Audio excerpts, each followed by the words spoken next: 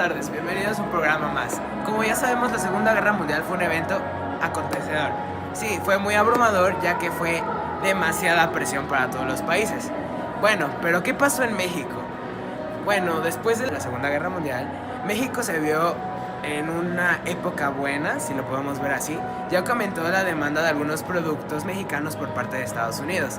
Durante la guerra ellos necesitaban mercancía y utilería para poder usar en sus armas, entonces pues México tuvo que darles ese seguimiento.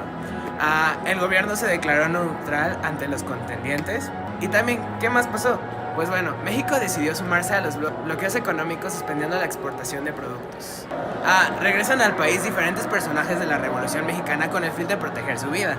Y también el gobierno de Manuel Ávila Camacho propusieron a México, Estados Unidos, evitar la venta de petróleo a otros países. El gobierno mexicano toma embarcaciones alemanas e italianas.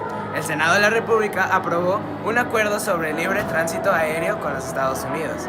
Al producirse el ataque de Japón contra los Estados Unidos, el gobierno mexicano rompió relación diplomática con ellos. ¿Y qué más pasó? Bueno, Alemania destruye 2 navíos petroleros mexicanos. Ante estos ataques, el gobierno mexicano declara la guerra a los gobiernos del eje.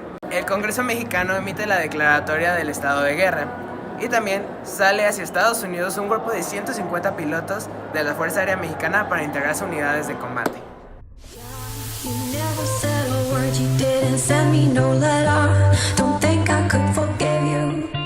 El modelo de sustitución de importaciones surge debido a la necesidad de industrializar el país, además de apoyar más al sector terciario, aprovechando la situación del exterior y el contexto histórico. El modelo de sustitución de importaciones es básicamente exportar materiales en lugar de importar. El modelo cuenta con 3 etapas importantes. La primera de ellas es el crecimiento por inflación, que se lleva a cabo desde 1940 hasta 1958 y es básicamente inflar los precios para que la economía crezca de manera acelerada. Los presidentes es Manuel Ávila Camacho, Miguel Alemán y Adolfo Ruiz Cortines. La segunda etapa es el desarrollo estabilizador de 1958 a 1970. En la economía de México es más estable, pero el sector terciario está en su máximo apogeo. Los presidentes son Adolfo López Mateos y Gustavo Díaz Ordaz. Después viene la etapa de crisis y agotamiento. Aquí se muestran las fallas del modelo económico debido a que el sector primario, el campo, se empieza a deteriorar y la economía de México empieza a decrecer. Este proceso se lleva a cabo de 1970 a 1982 y los presidentes son Luis Echeverría y José López Portillo.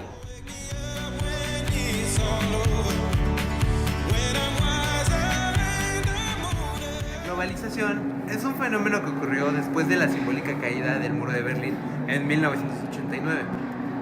La globalización es un fenómeno que nos afecta en múltiples dimensiones de nuestra vida diaria y en el aspecto económico, social, político e incluso cultural. Esto ha traído múltiples beneficios ya que ha aumentado el índice de exportaciones e importaciones en nuestro país. Esto no hubiera sido posible sin la política neoliberal introducida por el gobierno de Miguel de la Madrid en 1982. Retomando el tema de la política neoliberal, este trata de implementar el neoliberalismo en el comercio del país, ya que esta doctrina nos indica que el Estado debe limitar su intervención en las importaciones y exportaciones, manteniendo un flujo constante y sin interrupciones del comercio.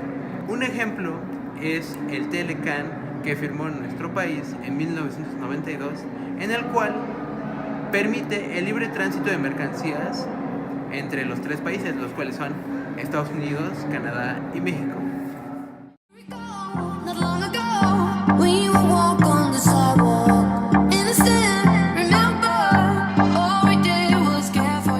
Para México, la apertura comercial comenzó apenas en la década de los 80 con su incorporación al GATT. Ello después de vivir una década en los 70 donde se implementaron políticas proteccionistas que provocaran una pérdida de competitividad en la economía y mayores precios al consumidor de los bienes y servicios producidos en el país donde se tenía una ventaja compartida. Fue en 1994 cuando México dio un cambio transformacional con la firma del Tratado de Libre Comercio de América del Norte, el Telecán. A partir de ahí, la economía mexicana dejó de depender gradualmente de la producción de petróleo y se convirtió paulatinamente en una economía manufacturera.